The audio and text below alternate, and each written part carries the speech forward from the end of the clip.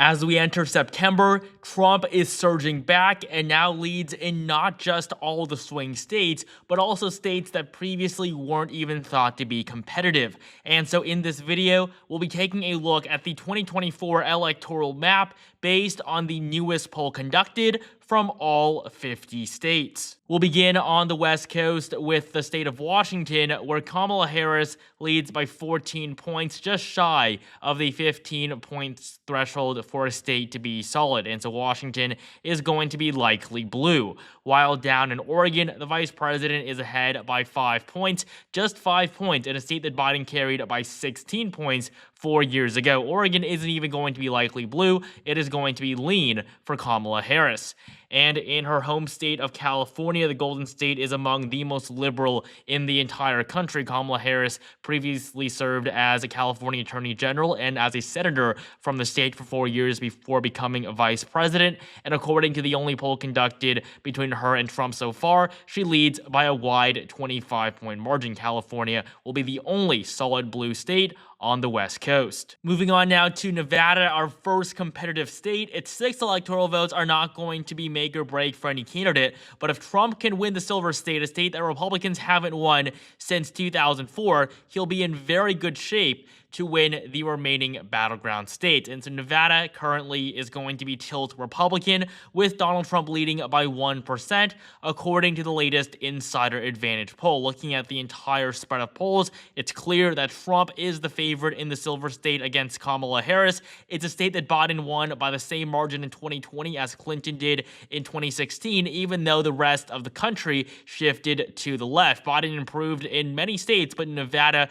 was not one of them. Generally, it is shifting to the right, especially after 2022, when the state elected Joe Lombardo, a Republican, to replace their incumbent Democratic governor, Steve Sisolak. And so Nevada is going to be tilt red on our map, a very bad sign for the Harris campaign. While in Arizona, this is another hyper-competitive swing state that Biden won 4 years ago. Today, though, Trump leads by a 1% margin, according to the latest poll once again conducted by Insider Advantage. Trump also leads by 3 points in a previous poll done by Emerson College and The Hill, and considering just how narrow the margin was for Biden in 2020, just a 0.31% margin separated him and the former president, it's not going to take too much for Trump to be able to win Arizona back. And so the first 2 competitive Sunbelt states are both going to be tilt in favor of the GOP, and we have our first 2 states on the map now going to the former president. Moving eastward to Colorado, we don't have any polling here. It's a state that Biden won by 14 points. There's no way Harris is going to do better. She might lead even by less than 7 points when we finally get polling out of the state, but for right now, we're going to be generous to the vice president and place Colorado in the likely blue column. While in New Mexico, Harris leads by 10% according to the only poll conducted. This one conducted by Emerson College and The Hill, which is a somewhat reputable pollster. And a 10-point lead is relatively strong for Harris, considering Biden won New Mexico by 11 points. But generally, the state is shifting to the right as Hispanic voters are leaning more and more towards the GOP. And New Mexico is the only state in the country with a Hispanic majority electorate. And so today, it's going to be likely blue, but in the future, this state is going to get significantly more competitive in the coming decades.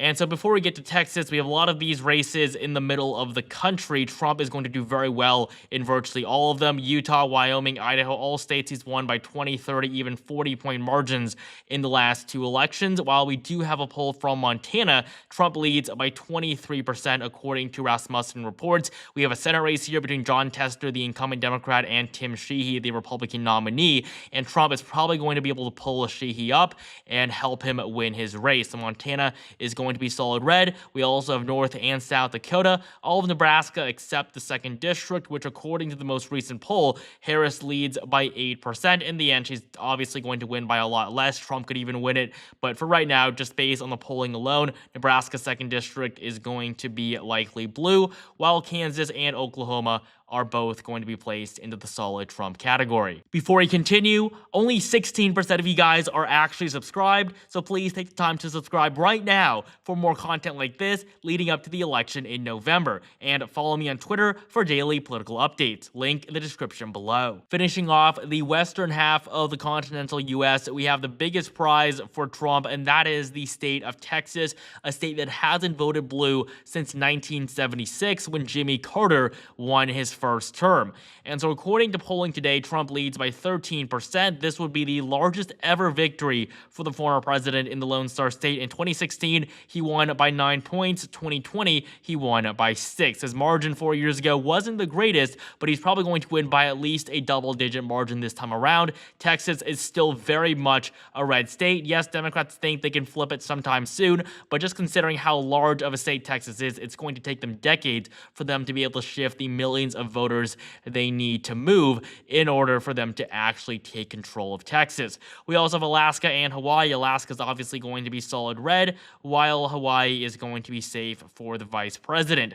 We're now going to move up into the Midwest, which is going to be a highly consequential region. There are many key states for both campaigns. Trump must win in Iowa and Ohio, and considering how well he's done in both 2016 and 2020, it is very unlikely he loses these two states. While for Harris, she needs to win Tim Walz's home state of Minnesota, but she also has to win every single blue wall state. The three states are Wisconsin, Michigan, and Pennsylvania, which will be a very tall order considering Trump won all three of these states just 8 years ago. We'll begin in Minnesota, where Kamala Harris leads by 5 points according to the most recent Survey USA poll. This is pretty concerning considering that according to their previous poll from late July, she was ahead by double that margin.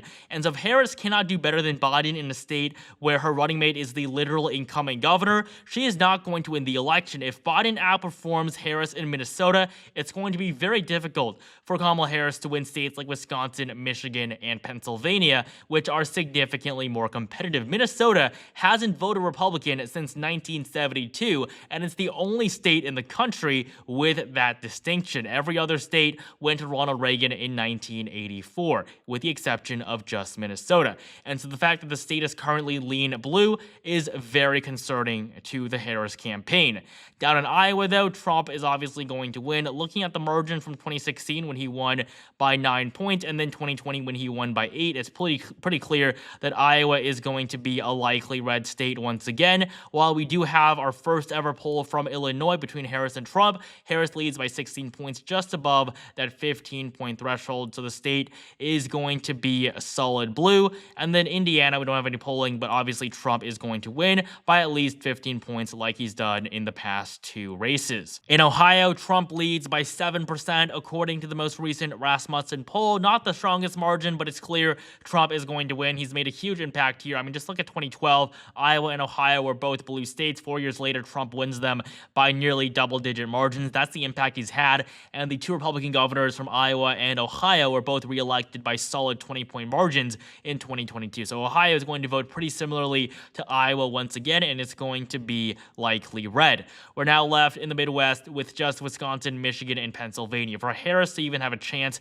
at getting to 270, she has to win all 3 of these states. There's really no realistic way around it. And so beginning in Wisconsin, Kamala Harris is ahead by 1.4% in the polling average, but that's mainly because of this one very skewed Bloomberg poll that somehow has her up by 8 points. Trump, on the other hand, is leading by 1% in the most recent poll, so it's going to be a tilt Republican on our map. And if you look at just how bad Wisconsin polls have been in the past, Biden was supposed to win the state by 6.7% in 2020. He eventually won by 0.7. So you really cannot trust any of these garbage polls that show Harris leading by any margin greater than even just 1%. Trump up +1 is much more reasonable considering he did do better in the state in 2016 than Biden did in 2020, even when he won it back. So Wisconsin, according to the most recent poll, is going to be tilt Republican, and just like that, Harris is basically already out of the running, considering, again, she has to win all 3 of these states.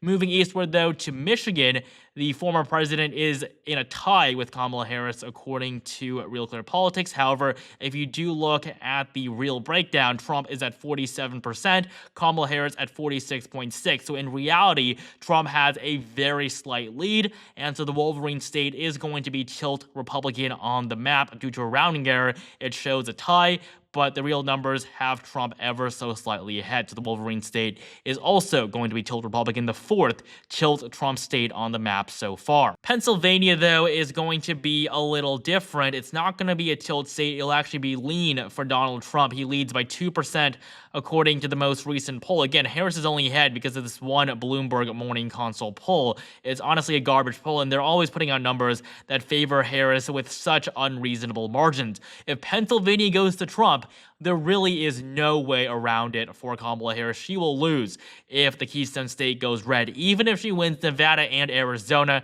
she cannot make up the 19 electoral votes that Pennsylvania is worth. It is the fifth richest state in electoral votes, and that is why it is the most important state on the entire map right now.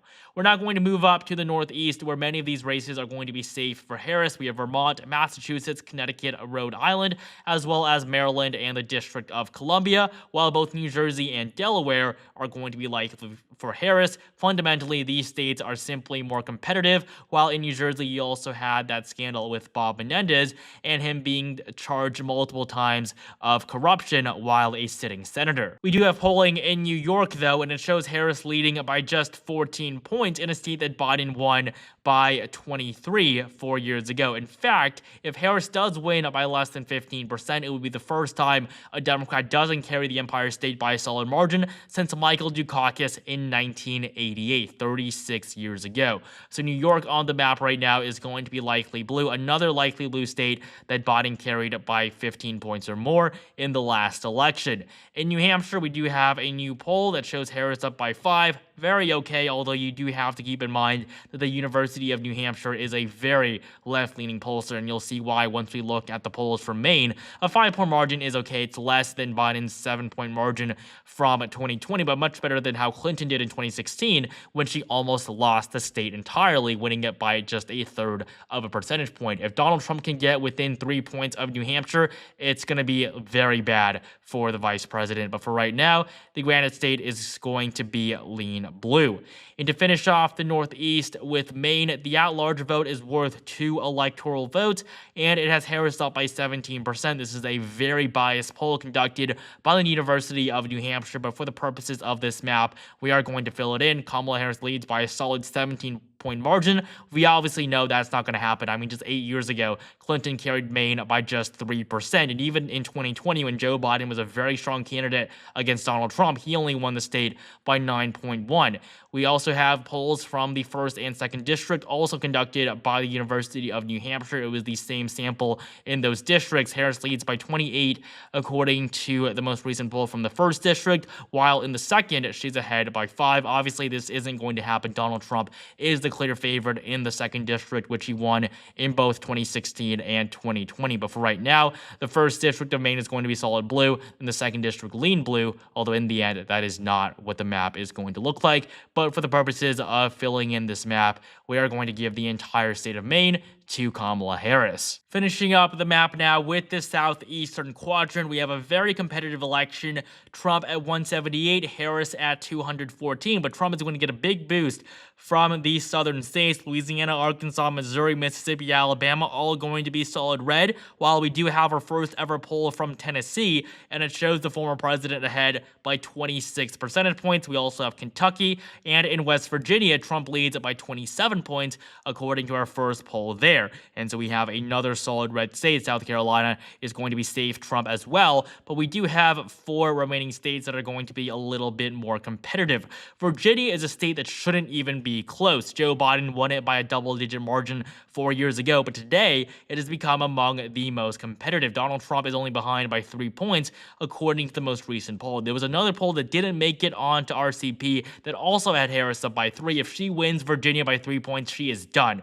Republicans, if they they even get close to winning the state, they're going to win the election with a pretty big electoral vote margin. If Joe Biden had stayed in the race, Virginia probably would have gone red. Now, Harris has in some ways saved the Democratic Party from a humiliating defeat, but she is by no means winning. And so Virginia is going to be lean blue, but just barely, and she should be very worried about where she is in the state right now, considering that we also had another poll that is on 538 that does show Harris leading by this exact same slim 3-point margin, which is well within the margin of error. And so Virginia is going to be lean blue. It's a state that is shifting to the right, that just recently elected a Republican governor 3 years ago. North Carolina, though, is a state that Trump has never lost. He won it in 2016 by nearly 4 points, won it by 1% in 2020, even though the entire polling average showed that Biden was going to win throughout the entirety of the campaign. Nobody thought Trump was going to be able to win North Carolina, but somehow lose in Georgia.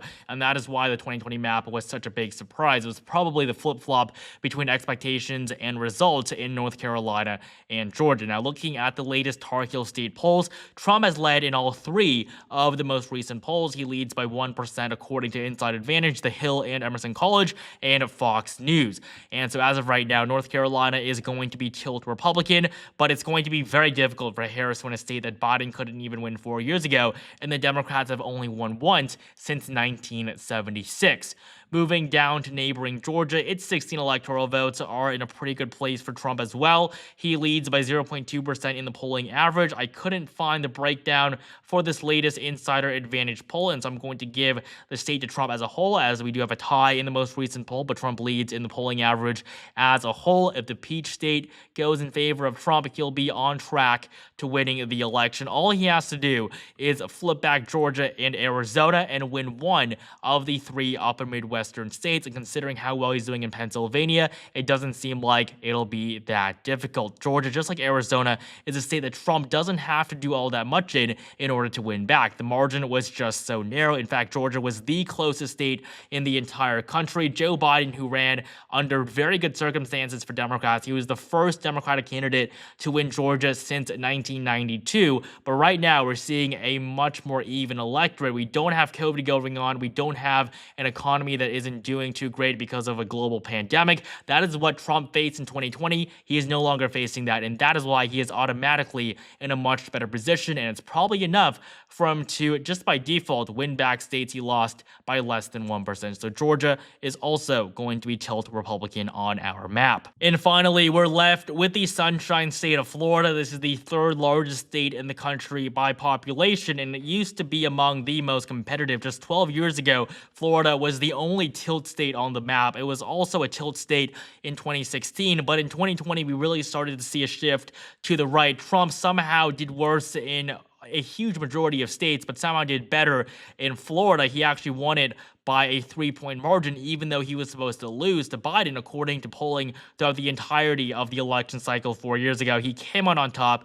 We also now have both Republicans in the 2 Senate seats, and the governorship was secured by Ron DeSantis for a second time in 2022. Florida is firmly a red state now, but according to the most recent poll, Trump leads by 3%. On the presidential level, the state is going to be slightly more competitive than what we saw for DeSantis in 2022 when he won re-election by a 20-point margin, but there's no doubt Trump is going to win Florida. That is why you really haven't seen too much polling from the state, and it's not even listed as a battleground state anymore. So the Sunshine State is going to be lean red, but in the end, Trump can probably win by around 7 to 10 points. And so according to the single newest poll from every single state, Trump leads with 311 electoral votes, Harris at 227 as we enter the month of September. And so with 2 months to go, Kamala Harris right now is on track to giving the worst Democratic performance for any candidate since 1988. Thank you guys so much for watching. Make sure you like, comment, and subscribe for more content like this leading up to the election in November, and join my Discord server, link in the description below.